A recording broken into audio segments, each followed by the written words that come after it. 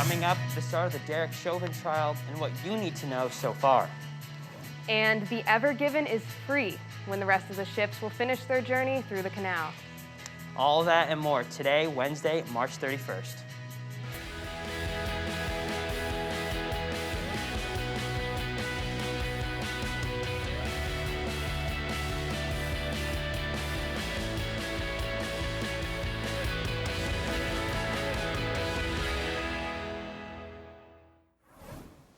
Good morning, Emerson. I'm Amog Matthews. And I'm Danielle Finezza. Thanks for waking up with us. We're going to start our morning off with today's top stories. So today is the third day of the trial of Derek Chauvin, the man who was accused in the death of George Floyd. Yesterday, the teenager who recorded the video of Floyd's final moments in court testified. Darnella Frazier explained that what she saw that day changed her life and that she often lies awake at night in guilt for not intervening. She was among the group of eyewitnesses who included children and teenagers who saw the infamous case of police brutality. The eyewitnesses said they urged police to help Floyd, but feared the officers at the scene would harm them. The city of Minneapolis still remains deeply divided on issues of race. The Ever Given container ship is finally free. The ship spent almost a week blocking the Suez Canal. It took tugboat crews hours to dislodge both the stern and the bow. While the refloating on Monday was celebrated, over 400 ships are still waiting to pass through. The ships are carrying billions of dollars worth of cargo and fuel. Canal authorities say they will work 24 hours a day to ensure these ships complete the 10 to 12-hour trip through the canal. It may still take 6 days or more for the entire line of ships to make it through. Great news, folks. On Monday, President Biden announced that 90% of adults will be able to get the COVID vaccine within the next 3 weeks and have a vaccination site within 5 miles of every adult. According to Biden, most adults won't have to wait till May 1st, but rather just till April 29th. The president also announced that the federal government will open up 12 more mass vaccination sites and launch a transportation program for at-risk seniors and people with disabilities. The federal government is still imploring leaders to continue to keep up COVID restrictions among rising infection numbers. With 6 states having already stopped their mask mandates, the CDC worries a potential 4th wave is coming. A Florida representative is under investigation for sexual misconduct. The Justice Department is investigating a possible sexual relationship between Republican Matt Gaetz and a 17-year-old girl. He may also be part of a broader investigation regarding violations of sex trafficking laws. Gaetz is denying the allegations against him. He says him and his family have, quote, been victims of an organized criminal extortion. Gaetz is calling for the Department of Justice to release tapes that he says will prove his innocence. He says the tapes will also incriminate an individual he claims is, quote, seeking $25 million while threatening to smear his name.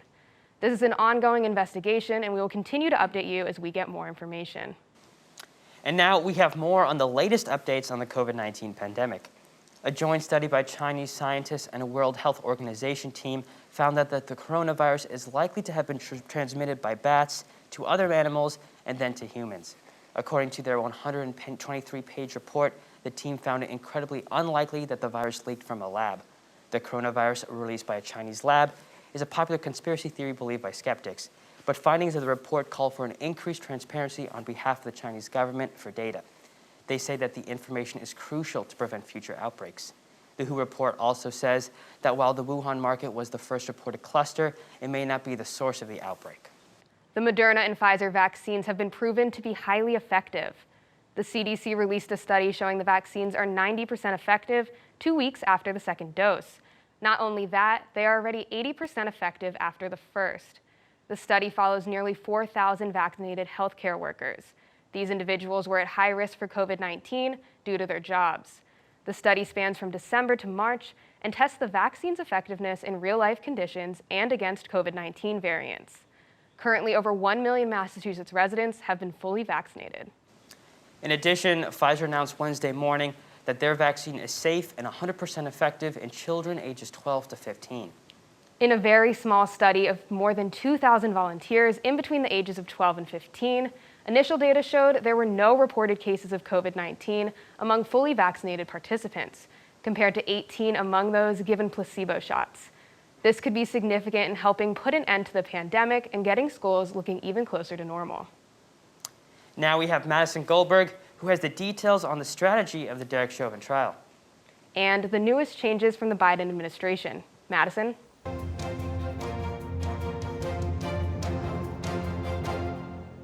Thanks, you two. As Amog mentioned earlier, the trial of former Minneapolis police officer Derek Chauvin has begun. Chauvin stands trial for the murder of George Floyd 10 months ago, in which he used excessive force to restrain Floyd, suffocating him. Some of Floyd's final words, "I can't breathe," made headlines around the world. Chauvin is facing second and third-degree murder charges, as well as manslaughter, following the video captured of him kneeling on Floyd's neck last June. Chauvin's legal defense appears to be utilizing pre-existing medical conditions Floyd had against him, arguing that this was the cause of his death, though autopsy reports and witnesses continue to attest otherwise. Among the witnesses to testify thus far was Minneapolis firefighter Genevieve Hansen, who testified, quote, "There was a man being killed. I would have been able to provide medical attention to the best of my abilities, but this human was denied that right." And the Biden administration announced a new task force to review the federal government's scientific policies to ensure that they are free of political bias.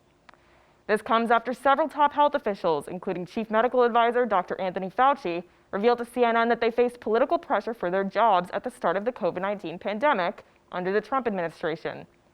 The White House Office of Science and Technology Policy said in a letter on Sunday that the new task force will, quote, "prevent improper political interference from affecting research or data." The letter also emphasized President Biden's support for scientists and researchers. And President Biden announced a diverse set of judicial nominees. The candidates would fill 11 spots as federal, district, or Court of Appeals judges. This goes to show that Biden is keeping up with his campaign promise of choosing diverse judges to fill seats formerly dominated by white men. The nominees include 3 Black women and 1 Asian American woman. The Asian American candidate would be the first Asian woman to serve on the U.S. District Court for the District of Columbia Circuit, following the conservative lean on the judiciary put in place by former President Donald Trump. And on Tuesday, President Biden signed a pandemic-era small business loans program into law. Biden called the legislation a bipartisan accomplishment, even crediting both parties. The bill extends the deadline for businesses to apply for the loan and gives the Small Business Association until June 30th to process the loan applications. This comes ahead of the administration's planned unveiling of a $2.25 trillion infrastructure package that could easily shape the rest of the party's economic agenda. That's all from me this morning. Until next week, I'm Madison Goldberg. Back to you, Amog and Danielle. Now for a local look. Unfortunately, Massachusetts remains an area of high concern as COVID-19 cases rise across the country. On Sunday, the Department of Public Health estimated about 30,000 active cases in the U.S. In Massachusetts, the number of patients in hospitals with COVID-19 climbed from 622 to 657. CDC Director Dr. Rochelle Walensky warned states from rolling back public health precautions too soon. She made an emotional plea urging Americans not to let their guard down. A week ago, Massachusetts entered into phase 4 of its reopening plan. Some experts have already warned that it's too soon. $50 million in funding are coming to Boston's rental relief fund. This comes after the federal ban on evictions was extended to June 30th. Mayor Kim Janey says the funding will be available to families in amounts up to $15,000. This money can help families pay rent, utilities, and moving costs. To qualify, you must be a Boston renter, earning less than 80% of the area median income. This fund was started back in April and has already distributed more than $7.8 million. A former Boston police captain was arrested on Tuesday after an investigation of overtime fraud at the Boston Police Department. A 62-year-old Richard Evans was charged with 1 count of conspiracy to commit theft concerning federal funds, 1 count of embezzlement, and 1 count to commit wire fraud. Prosecutors allege that Evans and other officers routinely left overtime shifts hours early but submitted false slips claiming to have worked the entire shift.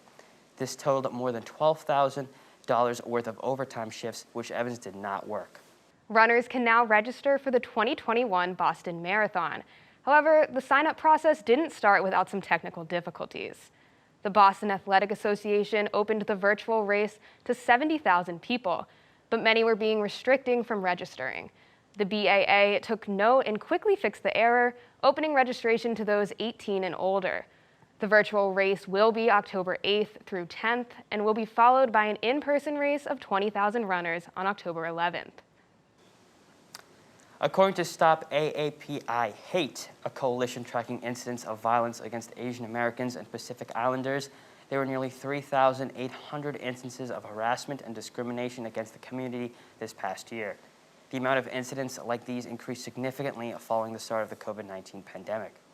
Good Morning Emerson's Maria Sato spent her National Day of Action this past Saturday at an anti-Asian American violence rally and spoke with protesters and legislators about their work to combat these issues. I'm here in Roxbury, and behind me you see are people showing up for the anti-Asian violence rally. As March 27th marks the National Day of Action, these rallies are held across the nation, and people are showing support for the AAPI community.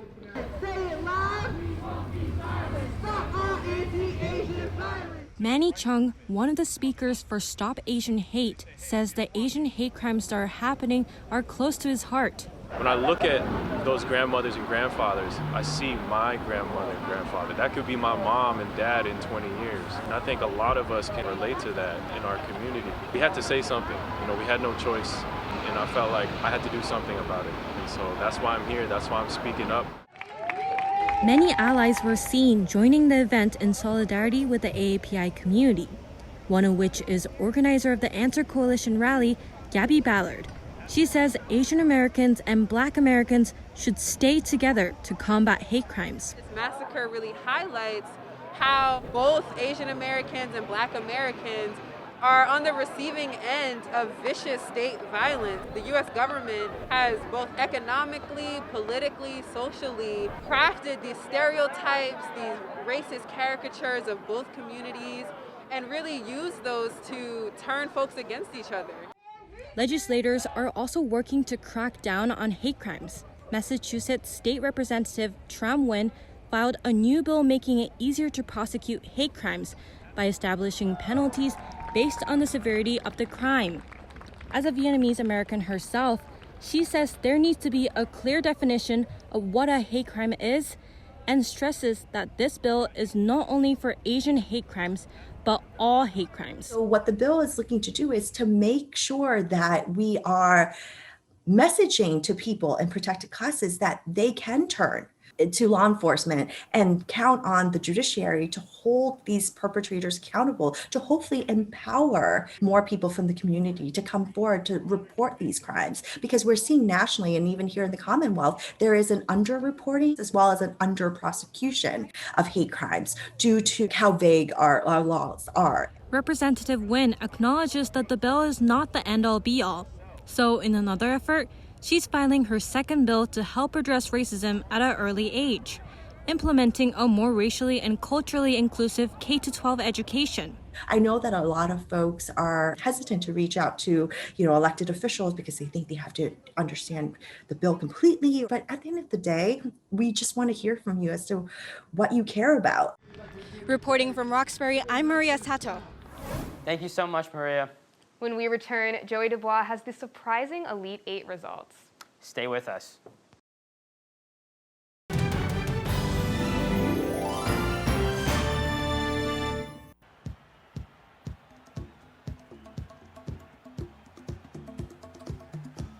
All right, come back in 10 seconds. Ready, camera one. Camera one, get a wide shot of the entire thing, and in 3, 2, 1, take talent cue. Welcome back to Emerson College. Emerson Camera trails 4, get a shot of the players coming across the court. 10 seconds left. Emerson trails by 1 point. As Camera the 2, team close up on the finishes person their shooting. timeout. Thanks, Joe. With 10 seconds left, Emerson's hoping to pull away and score this big Camera 1, gonna close up, follow them over. Emerson trails WPI by 10 points. 10 seconds left. Emerson trails by 1 point as the team finishes their timeout. Camera 1, close up on number 33. Thanks, Joe. With 10 seconds left, Emerson's hoping to pull away. Follow the ball, follow the ball.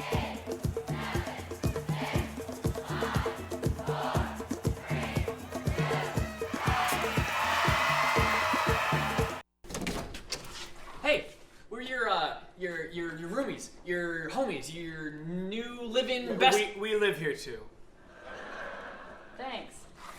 Liz! Action. Do you have any idea what time it is? It's time. 7. Oh, 7? It would mean a lot to me if you guys watch.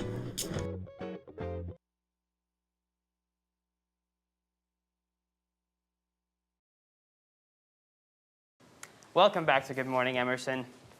We're sending it over to our very own Joey Dubois, who stayed up past his bedtime to see the results of the March Madness games last night. Joey? Thanks so much, guys. It was a long night, but the Final Four is set in the NCAA tournament. The 4 regional champions set to duke it out for the national championship are Baylor, Houston, Gonzaga, and UCLA. UCLA is the surprise as they made it all the way to the Final Four after having to play their way into the tournament. Many predicted the other 3 to make it here, especially Gonzaga, who have won an NCAA record 27 straight games by double digits. It's anyone's tournament at this point, and we'll see how it unfolds with the Final Four on Saturday. On the women's side, perennial power UConn advanced to the Final Four on Monday night on the heels of a controversial no-call against Baylor. Baylor's DeJounte Carrington drove to the rim down 1 in the final seconds and appeared to be fouled by a couple of Husky defenders, but the referees did not blow their whistles. Even LeBron James gave his take post-game on Twitter, as he was one of the many who felt that a foul should have been called. As a result, UConn advanced to their 13th consecutive Final Four, and they're looking for championship number 12 in their program's history. The NBA trade deadline came and went, and 2 of the league's top contenders were suspiciously quiet, and now we know why. Neither the Los Angeles Lakers nor the Brooklyn Nets made any moves, but soon after acquired key pieces via the buyout market. The Lakers signed center Andre Drummond, and the Nets signed big man LaMarcus Aldridge to bolster their depth for the upcoming playoff runs. Both were released by their teams in the past week and hit the open market, each choosing to land with a team with a serious chance to win the title.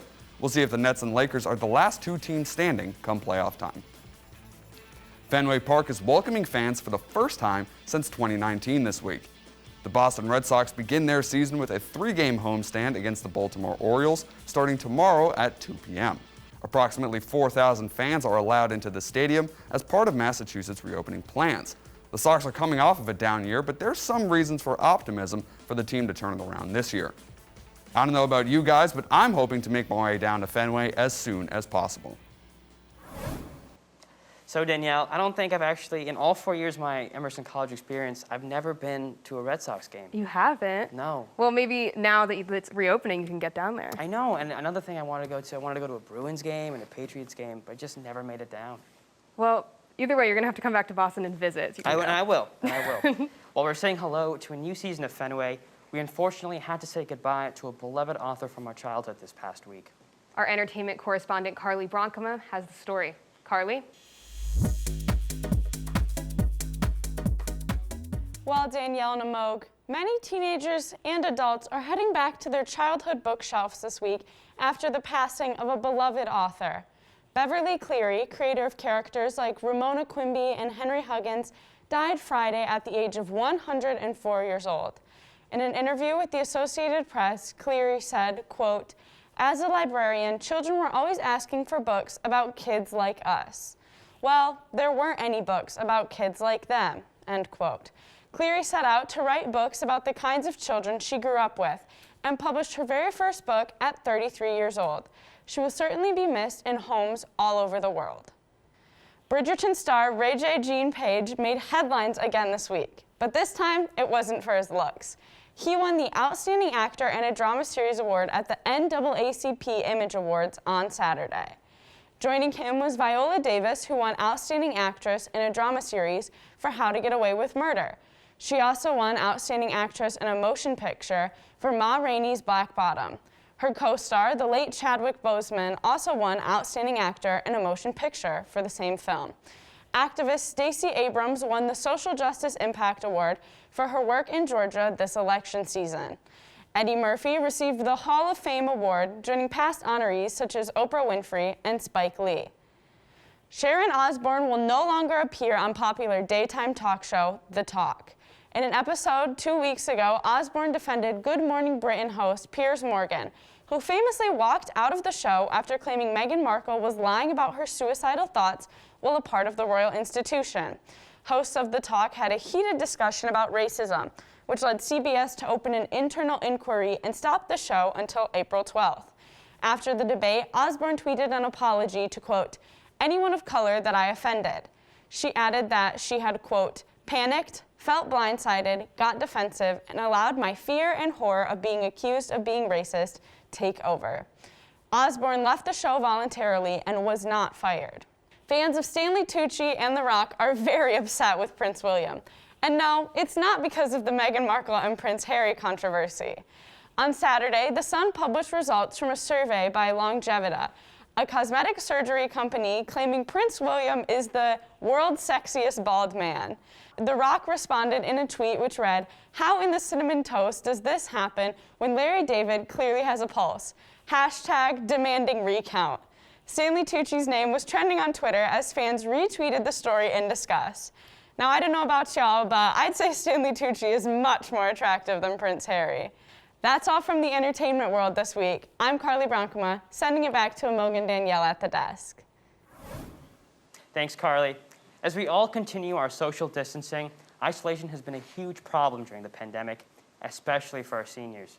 But one group here in Boston is making sure the elderly are staying connected. Here's Angel Salcido with this week's Heart of Boston. Life can be pretty quiet in a global pandemic. Hi, Naomi. But not here. This is a virtual meeting for the Little Brothers Friends of the Elderly chapter here in Boston.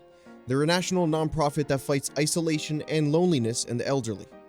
You guys have school and all that. I don't have none. Do you want to switch, Miss Perdita? Am I allowed to? Am I really allowed? Programs have gone virtual because of COVID-19, but that hasn't kept the crew from their favorite activity. Bingo! Bingo! Bingo! Little Brothers participants and volunteers play bingo every week. I-23. And it can get pretty lively. One of these days I'm gonna win. One of these days. We're rooting for you. We're rooting for you. There's some people that look forward from when we end on Monday for the next Monday to come for them to play bingos. They want to win bingo. It gets very intense in there and very competitive. They're enjoying themselves and having a great time too. But Executive Director Nikki Schultz says seniors aren't the only ones who benefit from Little Brothers. It's not one person is giving and one person is taking, one person needs help and the other person's giving it. We're really just creating a platform for friendship. Little Brothers Friends of the Elderly breaks the age barrier and creates friendships between people on and offline. Congratulations. Thank you. Virtual meetings isn't going away. We need to keep doing the tech work and closing that digital divide. Bye. In Boston, Angel Salcido, Good Morning Emerson. Call again soon. Thanks so much, Angel. This morning we're joined by our musical guest, Noah Zion. Thank you so much for coming on the show today, Noah. Thank you so much for having me. So Noah, when did you start singing and realizing that you wanted to create music? Well, I've been singing my whole life. Ever since I was a kid, I've just always been really into music. I've played the piano. But when I got to college, I joined a musical theater club and a songwriting club, and I was just kind of doing it for fun. But then when the pandemic hit, I was looking for something to do, and I was getting kind of low and depressed from just like being inside all the time. So I really dove into songwriting, and I've just fallen in love with it, and I've like realized that that's what I want to do. And yeah. So what does your creative process look like? Take us through like writing a song. Usually I just get some like phrase in my head that I really want to build a song around, or I get a tune in my head and I just start singing it. Like it just pops in my head all the time, and I just start kind of writing a song around that. And then once I have like a verse or a chorus, I just build whatever I'm missing around that and make that the main focal point of the song. And then I show it to my producer, and we just get started on it. Yeah, for sure. So later in the show today, you're performing Flightless. What do you want listeners to know about the song? You know, I wrote it when I was in a place in my life where I had a lot of insecurities and didn't really feel so great about myself. And the people I was surrounding myself with at the time also had their own internal struggles, and the way that they were dealing with their own issues was almost like holding me back from overcoming my own. And I think that's what Flightless is about. And just getting out of those situations and just being free and able to do whatever you want to do and be whoever you want to be. Would you say that in your music that you try to put a lot of yourself into it and like your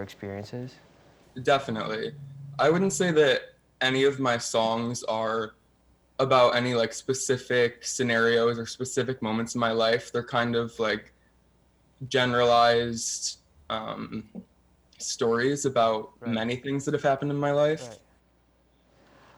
So I gotta ask, do you have any new projects, new songs coming out that we can listen to? Yeah, so my song Flightless, I'm releasing it this month on April 16th. And then I'm also working with Steve at Infinite Recording on my second song. And I'm also going to be starting my EP, and both of those things will be released later this year. Thank you so much for coming on the show today. Thank you so much for having me. When we come back, Noah Zion is performing their song, Flightless. Stick around.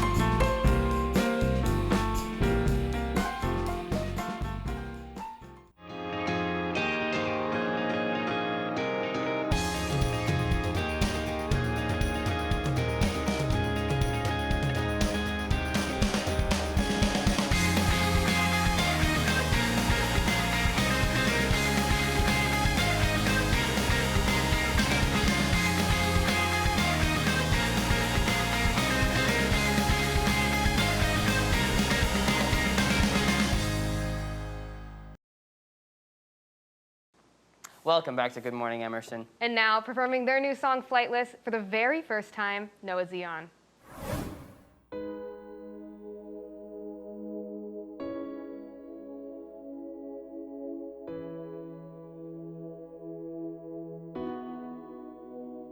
I wanna be faultless, so I can feel flawless.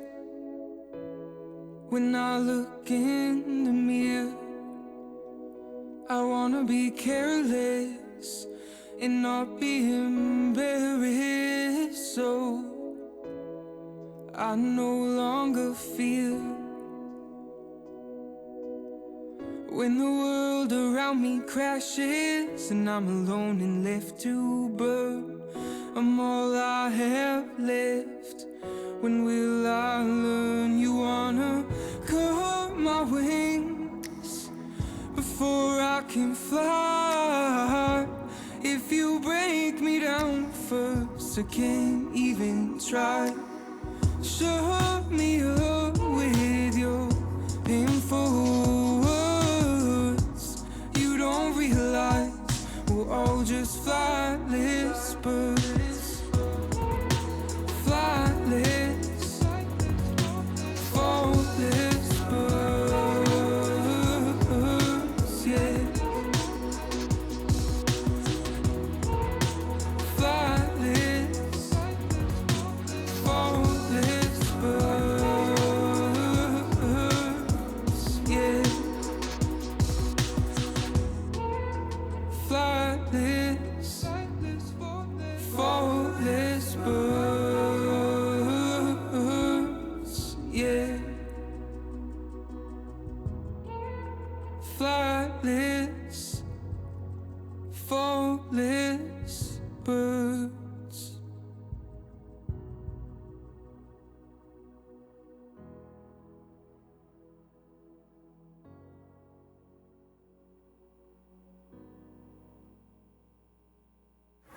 That was a beautiful performance, and I'm loving those dreamy lights. I am too. Flightless by Noah Zion will be out this spring, anywhere you get your music. So, Danielle, last week we asked the audience to pick out a name for this little lady right here. And did. We think that we picked a pretty good one. Danielle, can you just tell us the runner-ups? Yeah, so we had a ton of people submit names, which was very exciting.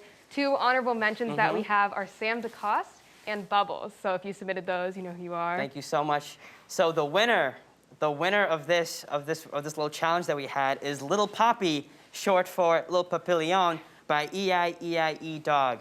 E-I-E-I-E-I Dog. We really enjoyed the name. This little lady is now named Little Poppy.